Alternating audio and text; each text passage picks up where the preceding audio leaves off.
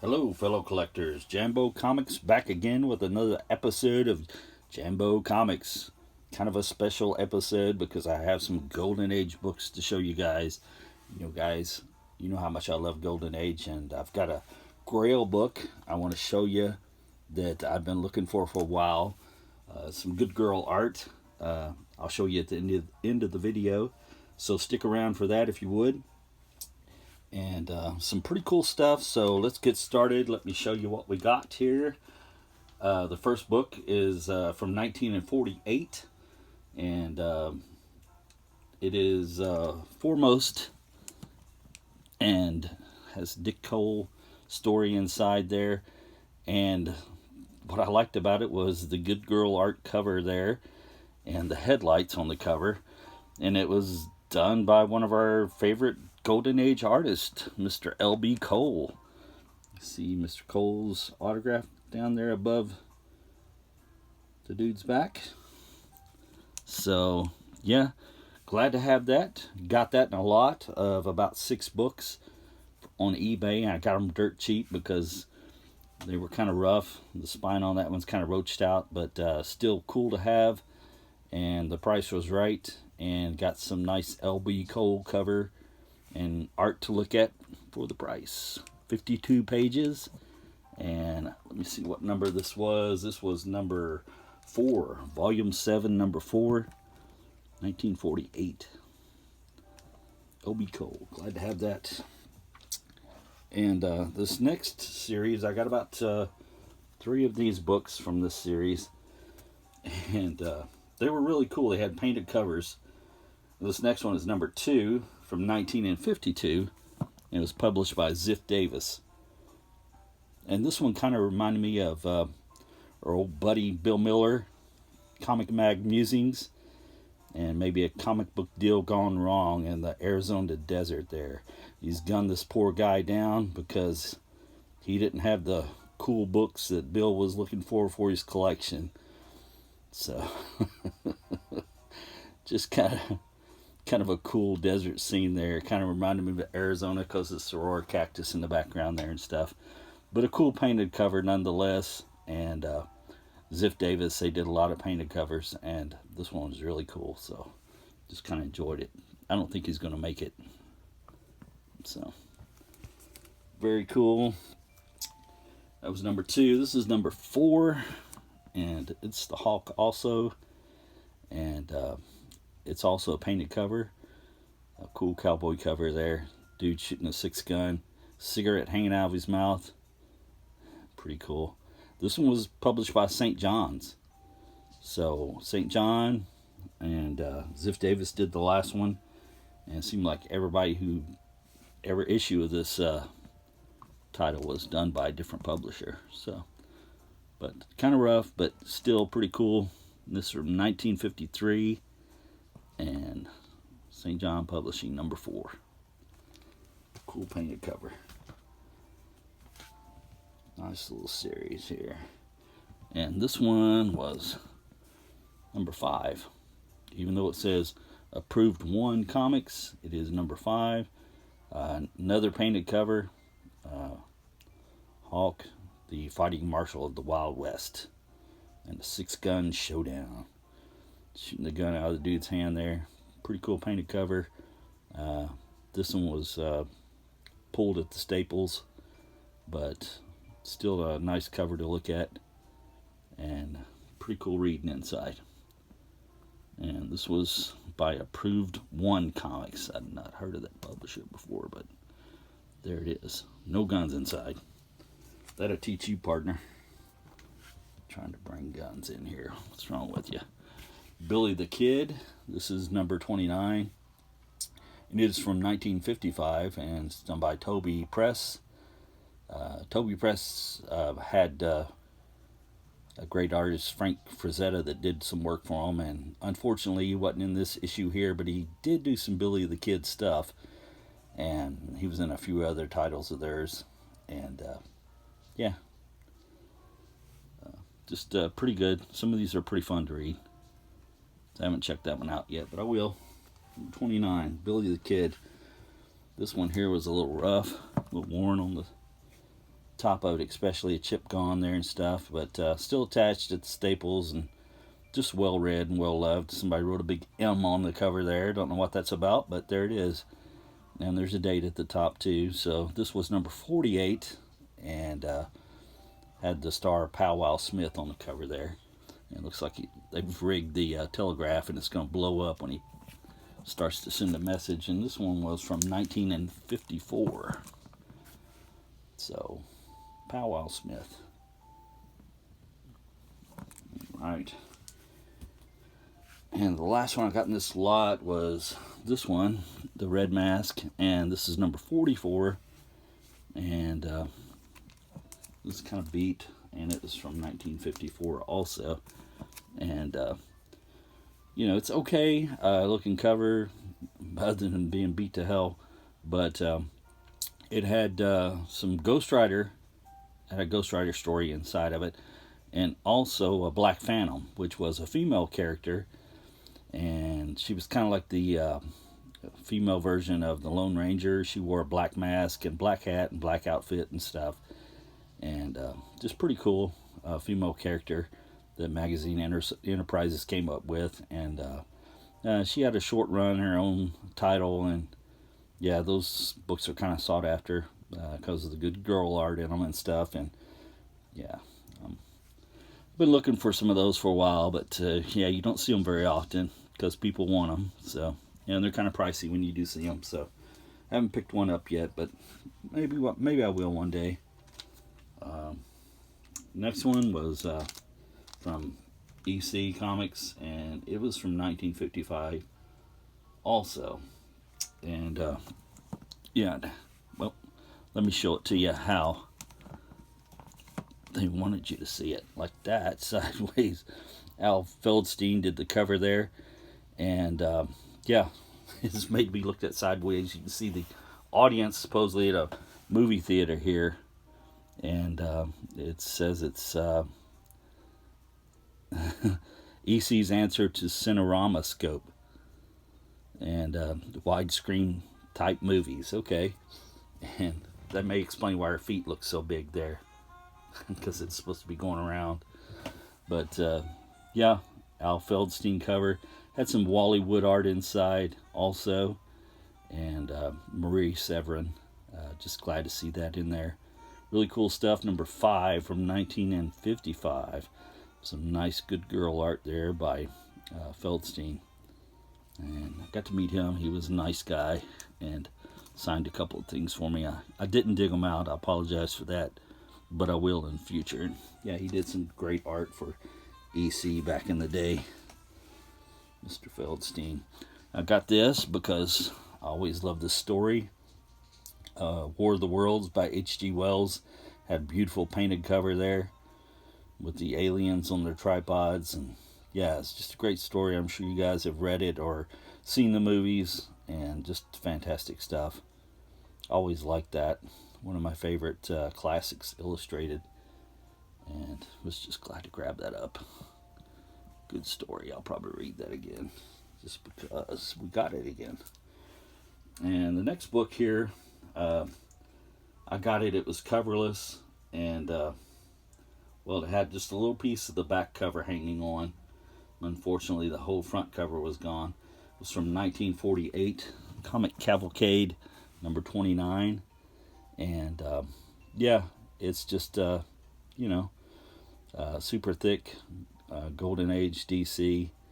And I think, where did I get that at? I got it at a local shop, and I think I gave like $10 for it or something like that. And like I said, the front cover was completely missing, just a little bit of the back cover. All the insides were there. The pages were pretty decent shape, so it had some great stories inside, you know, some good reading and stuff anyways. I mean, if you like the Golden Age Wonder Woman and Flash and Green Lantern. And I made a copy of the cover so you guys could see what it looked like there. I apologize, my printer's not the best in the world, but yeah, you get an idea, you get the gist of it. And it was super thick, and they charged 15 cents instead of 10 cents for it back in the day. And let's see what year, did I write the year that was made? 1948 with the Irwin Hasten cover. Yeah. So, good stuff there. Did get this on the cheap. It is from 1948. And it's from Quality Publishers and Police Comics, number 84. Had a nice Plastic Man cover. Always kind of enjoyed those, thought they were funny. I don't think that's a Jack Cole cover, but still pretty cool. It's number 84, and yeah, it's kind of roached out on the spine there, but still pretty cool. Had Plastic Man and the Spirit inside of it. Back in the day, I think in the early issues, Phantom Lady was in Police Comics, but yeah, as it went on, just the two main characters were Plastic Man and the Spirit. So, good stuff.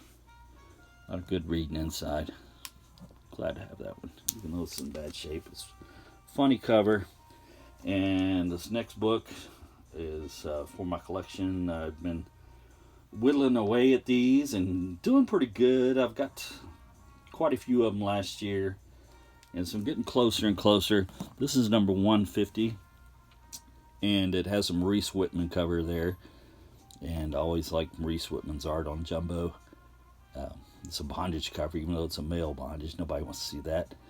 And the dude's getting ready to get branded. That might be our old buddy Bob down there, and Sheena's having to save him again. But terrific colors on it. It was pulled at the top staple there. Bottom staple was still attached, and a little rough at the top there. But all in all, not too bad for, you know, the age on it and stuff. And like I said, I'm getting closer and closer on these. Got a pretty good run of them, and start getting into the earlier issues when they start costing more and more money. And I don't think I'll be able to afford any of them from 10 down. But yeah, who knows? Maybe I'll luck into one or two.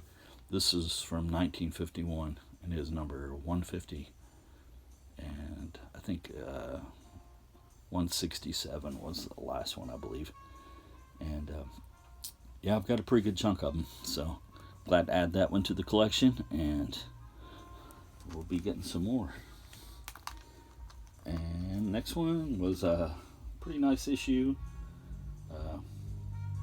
It's from 1950, and Wiz Comics, and a nice Captain Marvel cover there. And who else was on it there? Let's see, Ibis the Invincible, and Lance Armstrong as a dude in the sailor's outfit there, and the Golden Arrow. And had a store stamp on it, and somebody touched it with some dirty fingers up there, I think is what happened. But all in all, it's in nice shape. Just a little bit of foxing, it looked like right there, but in good shape. Staples were tight. The insides were really good. Really nice shape. Glad to have that one added to the collection. And yeah, just a good book. Let's see, I think I wrote the cover artist. I don't think it was CC Beck. It was Kurt Schaffenberger.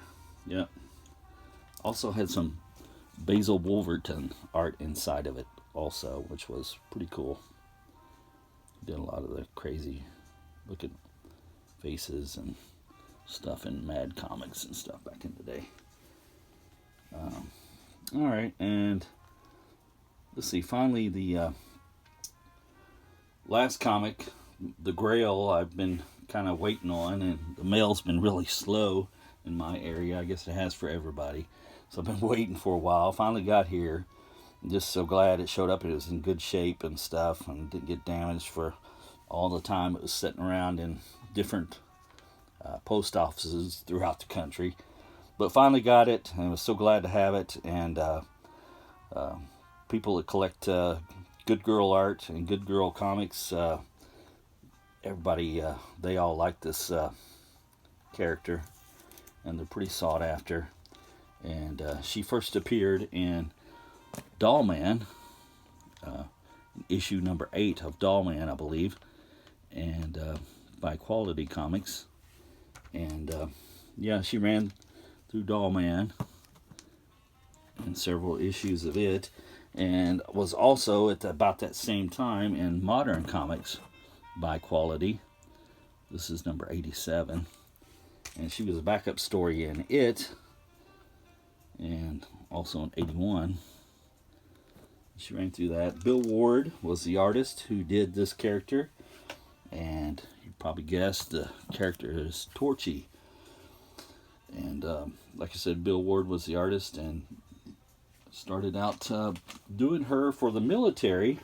Excuse me. And when he was in the service in World War II, he drew pamphlets and did the newspaper for. He drew in the newspaper for the military. There's some of these pamphlets he did for tanks and stuff like that. But started her out in as a comic strip in the military newspaper, and her name was Ack Amy, and she had dark hair, and he changed her name to Torchy Todd, gave her blonde hair, and the rest is kind of history. Bombshell took off and was pretty popular, and here's a version of her origin I have.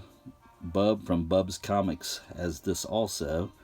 It's signed by Mr. Bill Ward down there on the right hand side, and just tells a brief origin of Torchy, how she got started there and stuff.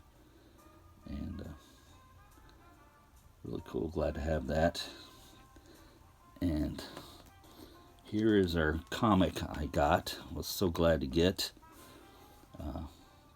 Torchy number 3, and just thought this was really cool. I mean, Torchy looking hot as always, walking down the street, and the new just married bridegroom is checking her out, hanging out the window of the car there, and the bride is none too happy. Looks like she's ready to strangle somebody. But yeah, it's really cool. You can't beat nature, it says. I guess not. Torchy looking all hot there. This cover was done by Gil Fox. Now, Gil Fox did some of the art and Torchy on the series and stuff, because at the time, Bill Ward just started doing Torchy in her own series, and Quality loved the way that Bill did the female form, and so romance comics were pretty hot at the time, and they wanted Bill Ward to do all their romance books. So he was trying to crank out all these romance books for Quality Comics, so he could get back to doing Torchy, which was his baby. And he did a few of the covers and stuff, and I think they republished, or he did a little bit of the interiors on some of these, but a lot of it was done by Gil Fox, and he did a very good job also. He was mimicking Bill Ward's style there of drawing and everything, and he did a pretty good job. I mean, that's a fantastic cover, and Gil Fox did this cover here too, and that was one of my favorite covers of the Torchy series. But it was a nice looking book, a little bit of a spine roll. Staples were good. There's a little bit of a dust shadow or something out here at this side, but all in all, a great book. The insides were off-white and good pages, and the back cover looked nice. Somebody wrote in pencil up here a date, but other than that, a beautiful book, and Golden Age Grail for me. Glad to have it, and I will put that in the collection and try to find some more. So yeah, getting all you people stirred up over Torchy now, so maybe I'll be bidding against you or something, I don't know, but we're gonna keep looking anyways. I enjoy this stuff, and enjoy making videos and getting on here and showing you guys some of the things I picked up. And I appreciate you coming by to check it out and look at the videos and stuff. Hit that like button if you would, and leave a comment and subscribe if you would also. I really would appreciate it. Take care, guys. Appreciate your time.